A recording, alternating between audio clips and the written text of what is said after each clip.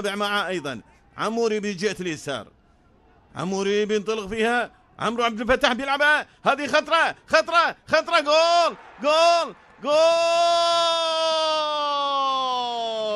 مرهون، والرهان مكسب لنادي الكويت. محمد مرهون بيسجل أول الأهداف وأول الاستغلال الجميل الناجح. محمد مرهون من الكرة اللي أتت من خالد الرشيدي اللي لعبها إلى طه الخنيسي اللي عدلها وسنعها إلى عمرو عبد الفتاح ليلعبها بكرة عرضية بارتياح بامتياز. محمد مرهون بيسجل أول الأهداف بدقيقة 6 نادي الكويت.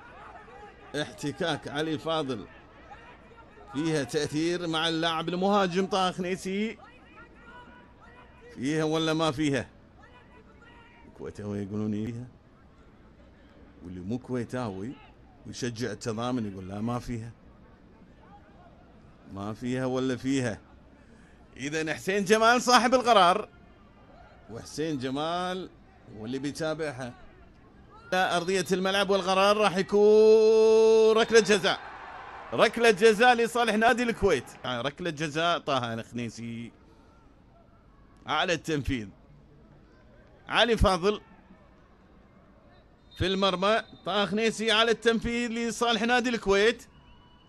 طه بشوت، جول هدف ثاني لصالح نادي الكويت بدقيقة 22 بيسجل طه خنيسي هدف ثاني لصالح نادي الكويت ليعزز إذا النتيجة بهدف ثاني من ركلة جزاء. بيسجل هدف ثاني في أحداث المباراة ليكون صاحب الامتياز ويفرح محبينا اللاعب الدولي.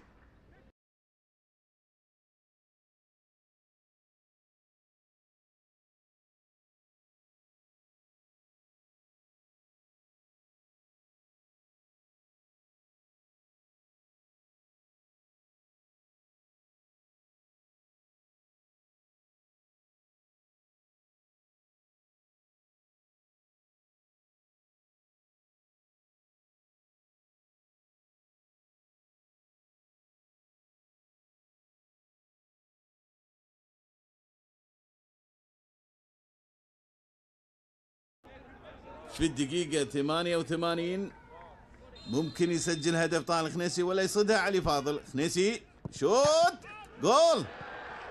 جول هدف الثالث لصالح نادي الكويت، الثاني لطه خنيسي من ركلة جزاء.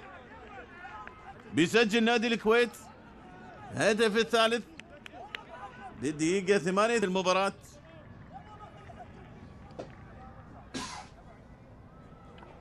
إذا طه الخنيسي بيعزز الأهداف